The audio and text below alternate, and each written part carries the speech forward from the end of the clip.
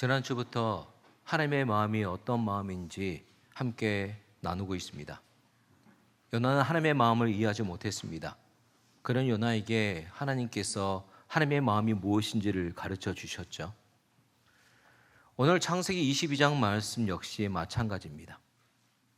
그런데 이 사건은 우리에게 잘 이해가 되지 않습니다. 과연 하나님의 마음은 어떤 마음일까? 창세기 22장의 주제는 1절 말씀에 있죠. 1절 말씀입니다. 함께. 그 일 후에 하나님이 아브라함을 시험하시려고 그를 부르시되 아브라함아 하시니 그가 이르되 내가 여기 있나이다. 하나님께서 아브라함을 시험하시려고 부르셨습니다. 그리고 말씀하셨죠. 내 아들, 내 사랑하는 독자 이삭을 번제로 드리라. 번제는 모든 제물을 다 태워서 하나님께 올려드리는 제사입니다. 그렇다면 번제를 드리기 위해서는 먼저 그 제물이 죽어야 한다는 겁니다. 이삭을 번제로 드리라는 이 하나님의 말씀은 아들 이삭을 죽이라는 겁니다. 사랑하는 독자 이삭을 포기하라는 겁니다. 그런데 아브라함에게 이삭은 어떤 존재입니까? 아브라함이 100세에 얻은 아들입니다. 자신의 생명보다 더 귀중하게 여기는 아들이죠. 다 잃어도 이것만은 잃을 수 없다는 그런 아들입니다. 너무나도 소중한 존재라는 겁니다.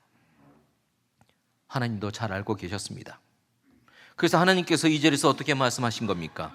내 아들, 내 사랑하는 독자 이삭이라고 말씀하신 거죠. 아브라함에게 이삭은 너무나도 소중한 존재라는 거 하나님도 잘 알고 계신다는 겁니다. 그런데 하나님은 아브라함에게 그런 아들을 포기하라고 말씀하시는 겁니다. 이 말씀, 아버지 아브라함에게는 너무나도 감당하기 힘든 가혹한 말씀이었습니다. 아들 이삭을 사랑하는 아브라함에게는 너무나도 견디기 힘든 고난이었다는 거죠. 그런데 하나님은 왜 아브라함에게 이런 시험을 하시는 겁니까? 우리 역시도 이해되지 않은 시험을 당할 때가 있습니다. 우리가 그런 시험을 당할 때 혼란에 빠지기도 합니다. 하나님을 의심하기도 합니다. 영적인 갈등에 빠지기도 하죠. 그럴 때 우리는 하나님께 질문합니다. 하나님, 왜 이런 시험이 저에게 있는 겁니까? 이번 말씀을 준비하면서 아브라함의 심정을 생각하면서 저 역시 하나님께 물었지요. 하나님, 왜 이런 시험을 하시는 겁니까? 이 질문에 대한 답을 찾던 중에 이승우 작가의 책을 읽게 되었습니다. 이승우 작가는 전남 장흥 출신으로 이분에게는 한국에서 가장 유력한 노벨문학상 후보라는 수식이 붙기도 합니다. 이승우 작가는 신학을 전공했습니다. 그래서 그의 작품에는 기독교적 세관이 들어있는데요. 그 관점으로 삶과 인간의 내면을 풀어내고 있습니다. 이번에 제가 접하게 된 이승우 작가의 책은 사랑이 한 일입니다. 작가의 11번째 소설집입니다. 오늘 설교의 제목이기도 합니다. 이승우 작가는 자신의 소설집 사랑의 한 일에 대해서 이런 말을 했습니다. 이 소설집은 외아들 이삭을 제물로 바치는 아브라함에 대한 창세기의 일화를 이해하려는 마음에서 태어났다. 바칠 것을 요구하는 신도, 그 요구에 순종하는 아버지도 이해하기가 어려웠다. 사랑하는 성도 여러분 이해되십니까? 아들을 바치라는 하나님의 말씀과 그 말씀에 순종하려는 아버지 아브라함이 이해되십니까? 하나님께서 아브라함에게 말씀하셨습니다. 내 아들, 내 사랑하는 독자 이삭을 번제로 드리라. 이 하나님의 명령에 대한 이승우 작가의 묵상입니다. 작가는 아들 이삭의 고백으로 표현했습니다. 하나님은 아버지에게 아버지 자신을 바치라고 요구하지 않았어요. 그 대신 아버지의 지나친 사랑의 대상인 아들인 나를 지명했죠. 나는 아버지에게 속한 것 가운데 가장 소중한 것, 아버지보다 더 소중한 것이기 때문이죠. 하나님께서 아브라함에게 이삭을 바치라 말씀하신 것은 아들 이삭이 아브라함에게 가장 소중한 것이었기 때문입니다. 그래서 더더욱 이해가 되지 않았습니다. 왜 하나님은 가장 소중한 것을 바치라고 하시는 겁니까? 왜요? 무엇 때문에요? 1절 말씀을 쉬운 성경 번역으로 보면 그 이유를 알 수 있습니다. 이 일들이 있은 뒤에 하나님께서 아브라함의 믿음을 시험하셨습니다. 아브라함의 믿음을 시험하시기 위해 가장 소중한 것을 바치라고 하셨다는 겁니다. 다시 말하면 하나님이 아브라함에게 내신 문제는 믿음의 관점으로 봐야 되고 믿음으로 풀어가야 한다는 겁니다. 사랑의 한 일에 대한 이승우 작가의 말을 이어서 보도록 하겠습니다. 바칠 것을 요구하는 신이나 그 요구에 순종하는 아버지 대신 그 요구에 의해 제물로 바쳐지는 아들의 심정 속으로 들어가 이해할 수 없고 믿을 수 없는 이야기를 이해하고 믿으려고 했다. 그러니까 내 번역의 방법은 인간의 마음으로, 즉 소설을 통해 신의 마음, 즉 믿음의 문제에 접근하는 것이었다. 하나님께서 아브라함에게 주신 시험은 믿음의 문제라는 겁니다. 믿음의 관점으로 봐야 되고 믿음으로 풀어가야 한다는 겁니다. 내 아들 내 사랑하는 독자 이삭을 번제로 드리라, 이 말씀은 아브라함에게는 너무나도 감당하기 힘든 가혹한 말씀이었죠. 이 말씀 그 자체로 고난이었습니다. 이 말씀 그 자체로 아브라함에게는 너무나도 견디기 힘든 고난이었다는 거죠. 하나님께서 고난으로 아브라함의 믿음을 시험하고 계시는 겁니다. 사랑하는 성도 여러분, 하나님은 때때로 고난으로 우리 믿음을 시험하십니다. 베드로전서 4장 말씀을 함께 봉독합니다. 함께. 사랑하는 여러분, 고난을 받는 중에 당황스러워하거나 놀라지 마십시오. 그것은 여러분의 믿음을 시험하는 것입니다. 그렇다면 왜 우리 믿음을 시험하는데 고난이 필요한 겁니까? 이 질문에 대한 답을 베드로전서 4장 12절에 대한 메시 성경 번역에서 찾을 수 있습니다.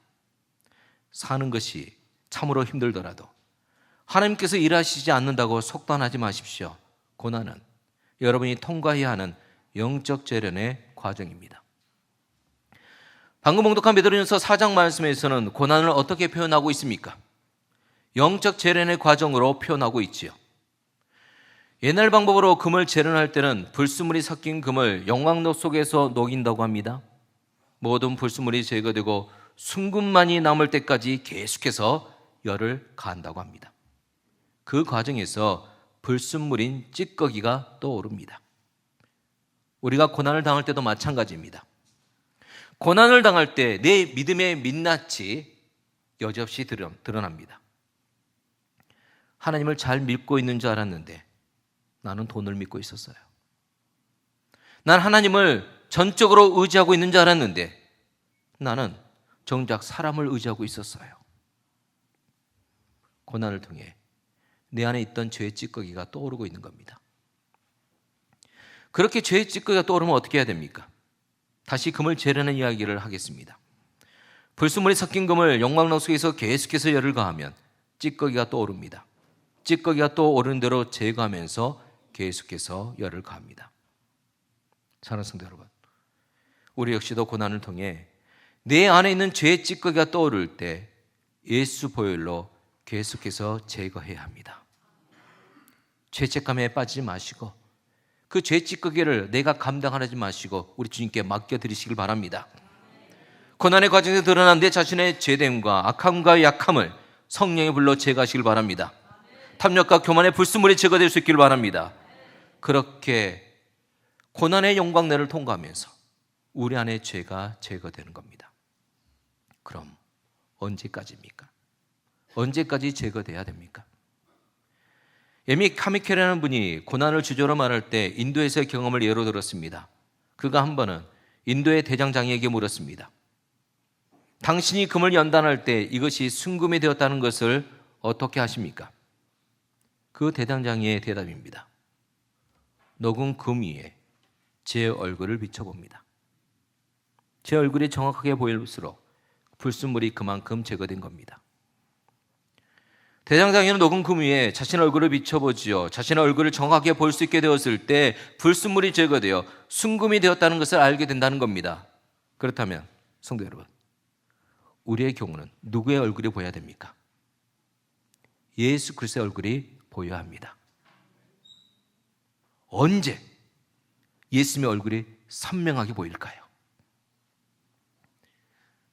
예수님이 재림하는 그때입니다. 무슨 말인지 아십니까? 천국 가는 그날까지 이 고난은 우리에게 계속된다는 겁니다. 금방 끝난다? 괜찮다? 거짓말 안 하겠습니다. 죽는 순간까지 이 일은 계속 반복됩니다. 예수를 믿든지 안 믿든지 고난은 우리를 결코 피하지 않을 겁니다. 하지만 믿음으로 그 고난에 반응한다면 오히려 우리는 예수님을 닮아가게 된다는 거예요. 하나님은 고난이라는 시험을 통하여 우리 안에 있는 불순물을 제거해 주실 겁니다. 그것을 통해 우리는 정금같이 나오게 된다는 겁니다. 고난을 통해 우리의 믿음이 더욱 성장하고 고난을 통해 하나님은 우리를 더 성숙하게 만드신다는 거예요. 사랑하는 성도 여러분, 하나님은 우리를 사랑하십니다. 우리를 사랑하시는 하나님은 우리의 행복과 거룩을 원하십니다. 그런데 내 안의 죄가 장애물이여 내 안의 죄가 걸림돌이 되는 겁니다. 그래서 하나님은 고난이라는 시험을 통해 내 안에 있는 죄라는 불순물을 제거해 주십니다. 우리의 믿음을 더 강하게 해주시고 믿음의 그릇으로 빚어주신다는 거예요. 사람들이 기도의 사람 조지 물러에게 물었습니다. 어떻게 하면 믿음이 강해질 수 있습니까? 조지 물러는 이 질문에 이렇게 답했습니다. 강한 믿음을 터득하는 유일한 길은 큰 시험들을 잘 견디는 것입니다. 저는 혹독한 시험들 속에서 굳게 섬으로써 믿음을 배웠습니다. 고난이라는 시험을 통해 더 큰 믿음을 갖게 된다는 겁니다. 더 큰 복을 누릴 수 있는 믿음의 그릇으로 우리가 만들어진다는 겁니다. 그래서 믿음의 선대들은 세 가지 성례를 말했습니다. 대표적인 두 가지 성례는 세례와 성찬이지요. 거기에 고난을 더했습니다. 고난을 제3의 성례라 고백했습니다. 고난을 통해 예수님을 닮아가고 우리가 정금같이 나올 수 있기 때문에 그렇습니다. 물론 고통스럽습니다. 견디기 힘듭니다. 하지만 이 연단의 과정을 통과해야 예수님을 닮아갑니다. 우리 안에서 예수님이 더 선명하게 드러나고 하나님이 우리에게 허락하신 풍성한 복과 은혜를 누리며 살 수 있다는 거예요. 사랑하는 성도 여러분, 우리 인생은 매 순간 매번 크고 작은 시험들을 만나게 되죠. 연약한 우리는 이 시험들 앞에서 근심할 수밖에 없고 흔들릴 수밖에 없습니다. 그러면 그때 어떻게 해야 됩니까?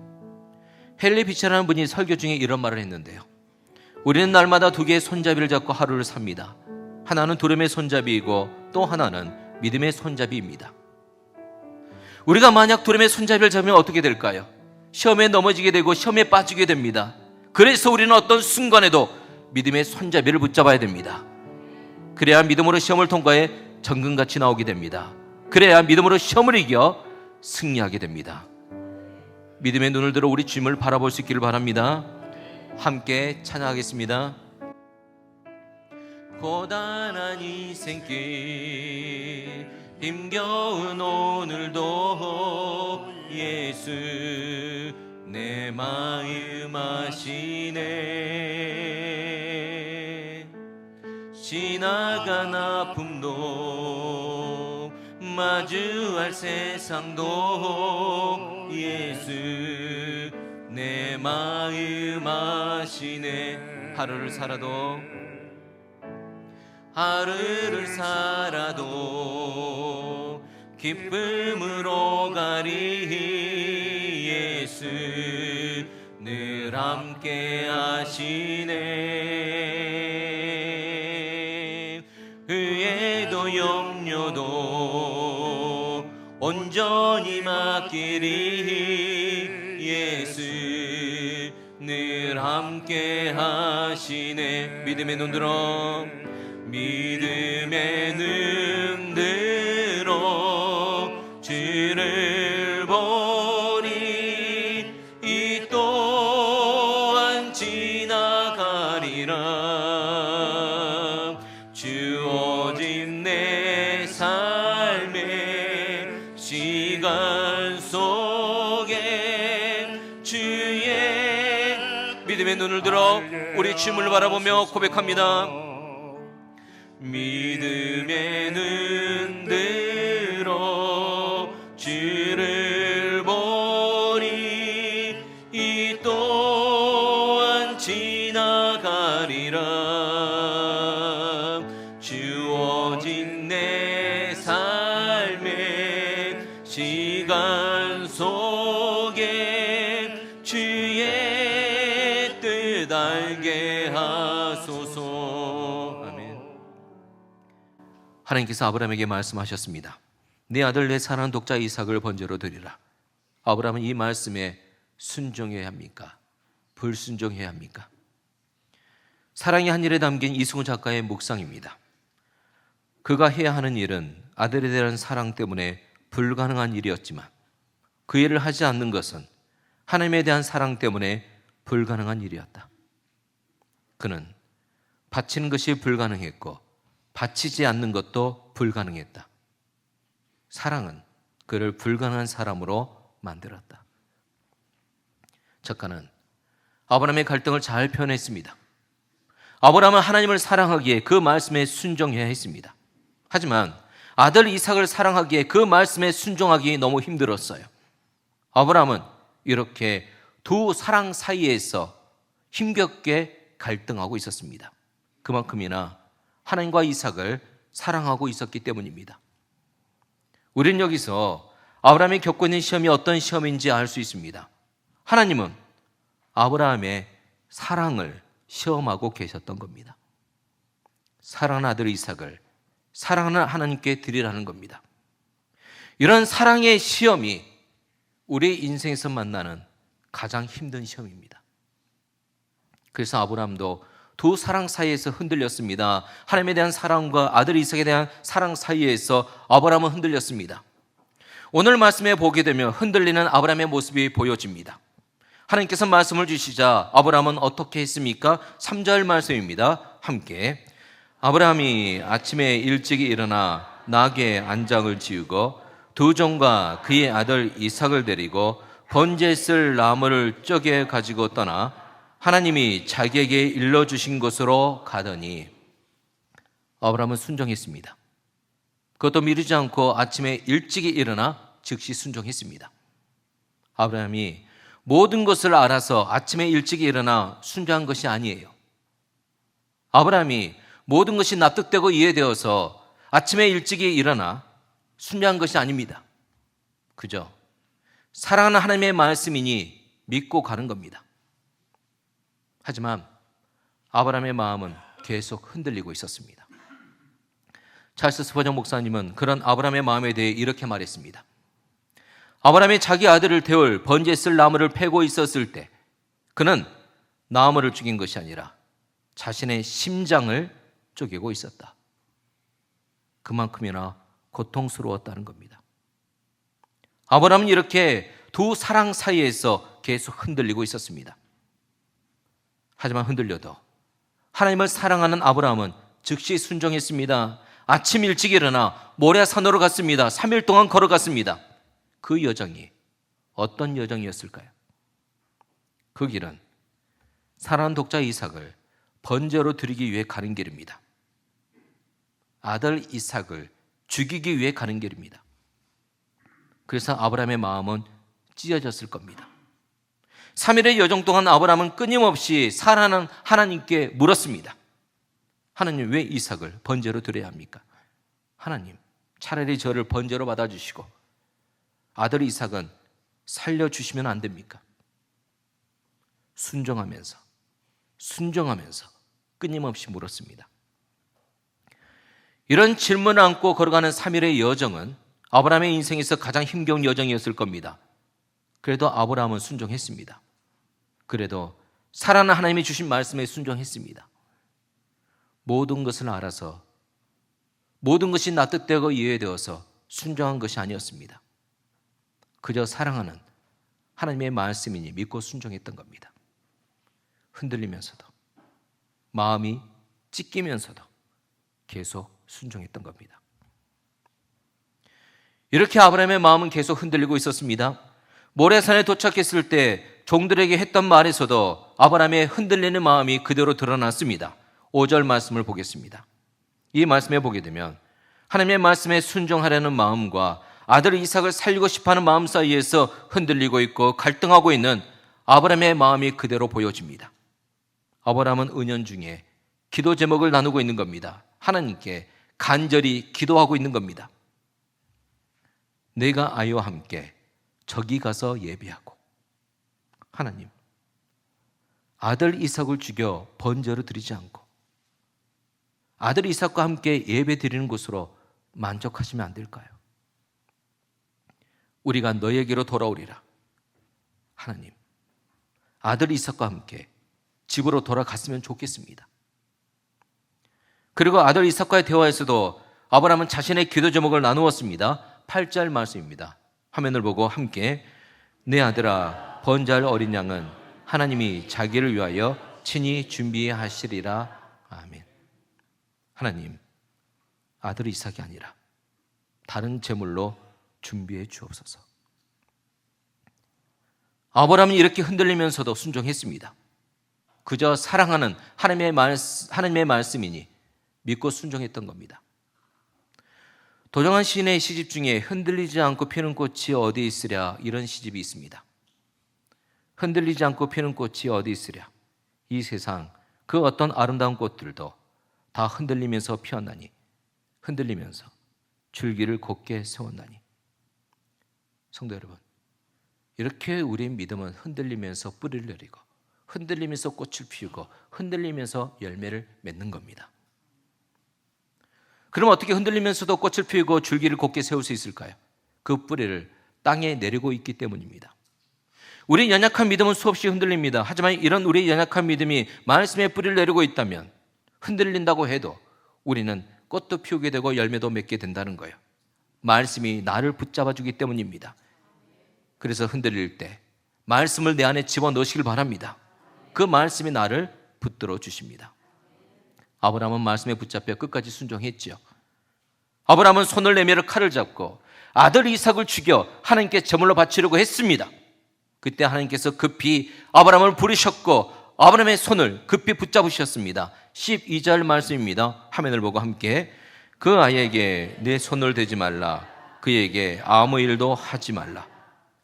이승우 작가의 묵상입니다. 바치라는 명령은 아무 일도 하지 말라는 명령으로 대체되었다. 바체라로 시작된 사건은 아무 일도 하지 말라로 끝났다. 바체라가 사랑인 것처럼 아무 일도 하지 말라도 사랑이다. 이미 충분했습니다. 이미 하나님은요, 아브라함의 마음을 받으셨습니다. 아브라함은 하나님을 사랑했기에 사랑하는 독자 이삭을 번제물로 드리려고 했습니다. 바로 아브라함이 모리아의 산에서 한 것은 사랑이 한 일이라는 겁니다. 바로 그 마음을 하나님이 원하시는 마음이었습니다.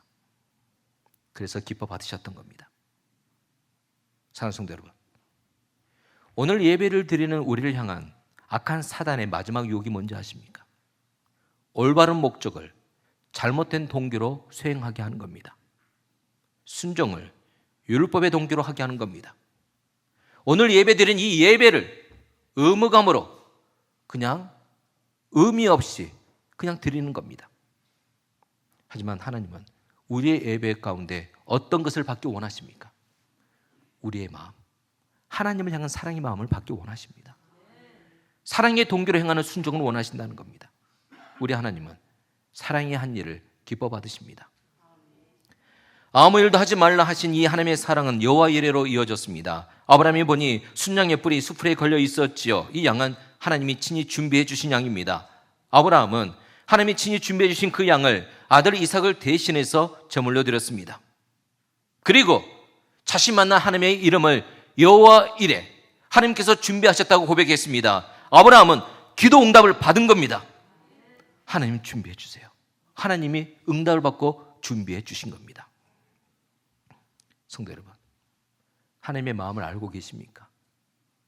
우리를 향한 하나님의 마음을 알고 계십니까? 하나님의 마음은 나에게는 가장 소중한 것을 빼앗는 마음이 아니에요. 오히려 가장 소중한 것을 주는 마음입니다. 우리가 고난 중에 있었을 때 아닌 걸 알면서도 하나님께 푸념하죠. 하나님, 내 것을 왜 빼앗아 가십니까? 그런데 성도 여러분, 우리 하나님 그런 분 아니십니다. 우리 하나님은 우리를 너무너무 사랑하십니다. 하나님의 마음은 우리에게 가장 소중한 것을 주는 마음이라는 거예요. 하나님은 오늘 말씀의 사건을 통해서도 오늘 예배드리는 우리에게 가장 소중한 것을 준비하고 계셨다, 바로 그 마음을 보여주고 계시는 겁니다. 하나님은 이삭을 살리기 위해 순양을 준비해 주신 것처럼 우리 모두를 죄와 사망에서 살리기 위해 어린 양 예수 그리스도를 준비해 주셨다는 겁니다. 그래서 이 사건은 골고다 십자가와 연결됩니다. 예수님이 십자가에서 돌아가신 것은 사랑이 한 일이라는 겁니다. 오늘 말씀에서 하나님은 아브라함의 사랑을 시험하셨습니다. 이렇게 아브라함의 사랑을 시험하고 계신 하나님의 마음은 사랑의 마음이었습니다. 창세기 22장에 나오는 하나님의 마음에 대한 이승우 작가의 묵상입니다. 먼저 사랑하는 자가 사랑을 시험한다. 사랑을 시험하는 자는 이미 사랑하고 있는 자이다. 사랑하는 이의 사랑을 확인하려는 마음보다 더 간절하고 절실한 것은 없다. 자녀에게 어렸을 때 묻지요. 아빠가 좋아? 엄마가 좋아? 아빠를 사랑해? 엄마를 사랑해? 그 모습 보면 참 비굴합니다. 사랑을 구걸하는 모습이 보입니다. 왜 그런지 아십니까? 너무너무 사랑하기 때문에 그렇습니다. 이렇게 더 사랑하게 사랑을 확인하고 있는 모습이 우리 예수님께도 있습니다. 베드로는 예수님을 3번 부인했어요. 예수님을 그렇게 배반한 그 베드로가 뭐가 사랑스럽다고? 예수님은 그 베드로에게 사랑하느냐고 3번 물으셨습니다. 요한의 아들 시몬아, 내가 나를 사랑하느냐? 사랑하니까 이렇게 물으시는 겁니다. 베드로는 예수님께 깊은 사랑이 담긴 3번의 질문을 받으면서 사랑 속에 푹 잠게 됩니다. 사랑으로 질문하고 사랑으로 답하면서 베드로가 회복됩니다.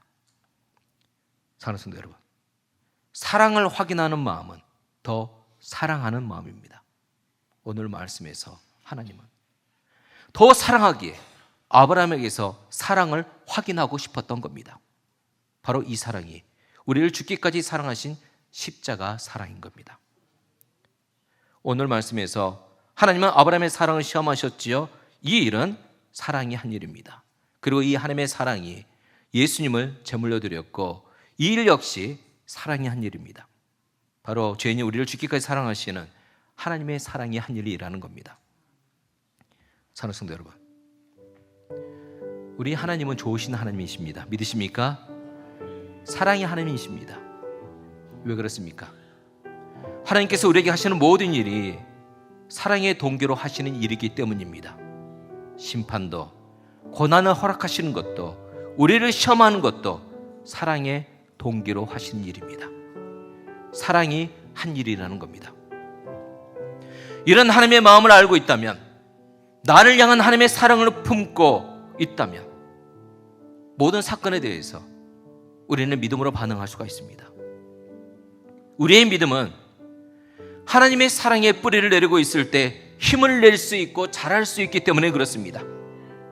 사랑하는 성도 여러분, 어떤 일이 있어도 나를 향한 하나님의 사랑을 의심하지 마세요. 하나님께서 나에게 하신 모든 일은 사랑이 한 일입니다. 나를 사랑하고 죽기까지 사랑하신다는 겁니다. 우리가 이런 하나님의 마음을 품을 때 우리의 모든 일을 사랑의 동기로 행할 수 있는 겁니다. 오늘 예배에 참석하신 모든 성도님들, 하나님의 이 마음을 품고 이 땅에서 사랑의 동기로 살아갈 수 있기를 바랍니다. 선포된 말씀을 생각하며 자리에서 일어나 함께 찬양하겠습니다.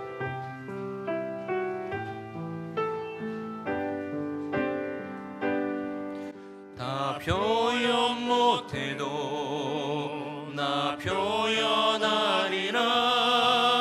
다 고백 못해도 나 고백하리라. 다 알 수 없어도 나 알아가리라.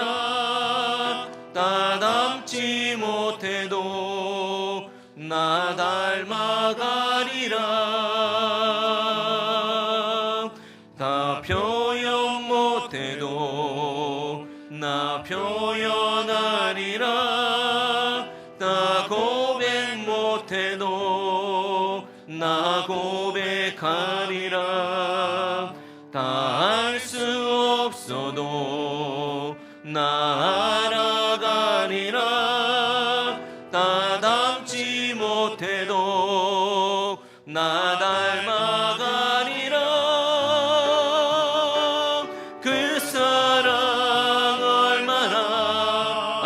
아름다운지 그 사랑 얼마나 날 부욕해 하는지 그 사랑 얼마나 크고 놀라운지를 그 사랑 얼마나 나를 감격하게 그 사랑 얼마나 아름다운지 아멘 그 사랑 얼마나 아름다운지 그 사랑 얼마나 날 비욕해 하는지 그 사랑 얼마나 크고 놀라운지를 그 사랑 얼마나 나를 감격하게 하는지.